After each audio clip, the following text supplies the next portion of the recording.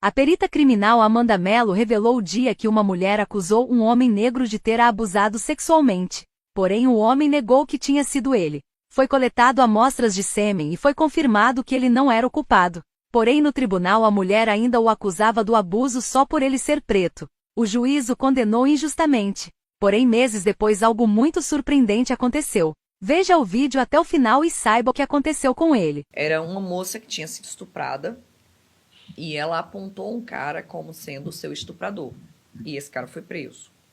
E ele dizia que não tinha sido ele. Mas ela reconhecia, foi ele, eu tenho certeza, foi ele, foi ele, foi ele. E ele foi preso. E a gente foi coletar material genético dele, porque tinha ficado sêmen nas partes íntimas dela. Quando ela foi conduzida ao IML, foi feito o exame de corpo de delito nela, foi coletado esse material vaginal.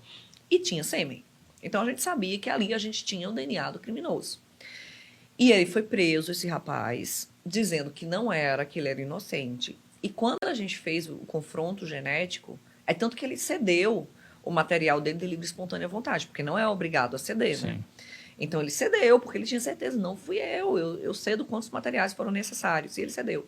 E realmente, o confronto genético mostrou que não era ele, não tinha sido ele. Só que a moça, mesmo diante desse exame, ela dizia, mas foi ele, eu não sei o que aconteceu, foi ele.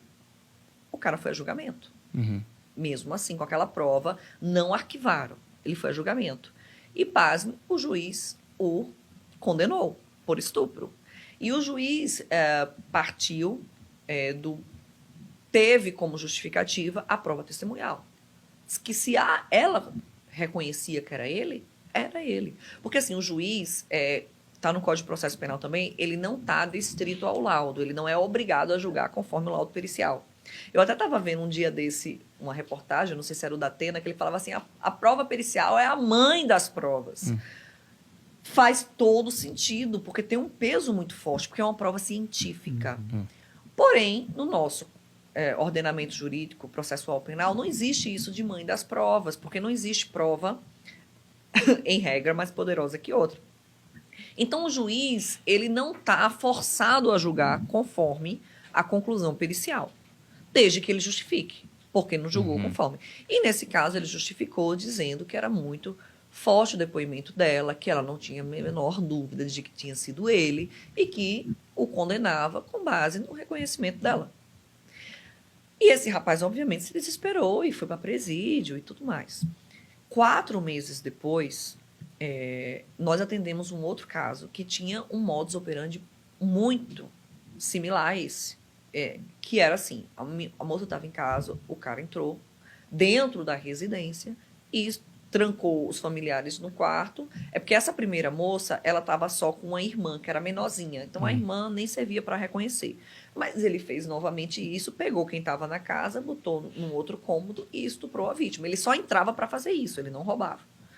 E fez isso. E era o mesmo modus operandi. E também tinha deixado sêmen na moça. E aí a gente atentou para comparar com o caso anterior. Mas imagina isso acontecendo em inúmeros casos, ou numa cidade vizinha, você não vai atentar para isso. Nesse caso, acho que foi Deus mesmo que botou assim na mão e se atentou e se comparou. E quando se comparou, viu que esse sêmen batia com o sêmen daquela outra vítima. E quando a gente fez o confronto com o do acusado, esse segundo acusado, bingo, dizia que era ele para os 2 estupros. Aí ele foi confrontado em interrogatório e ele assumiu. Ele disse, não, eu estuprei ela, estuprei outra e assumiu mais uns outros 3 estupros assim. Era um cara que já estava fazendo vítimas há um tempo e não tinha sido pego. E aí foi informado, a defesa desse outro cara que tinha sido preso disse, olha, a gente tem uma prova nova, quando você tem uma prova nova você pode reabrir aquele caso, você pedir um novo julgamento. E isso foi apresentado. E ele foi julgado novamente, assim, em nível de recurso. Aí já foi o desembargador que pegou o caso.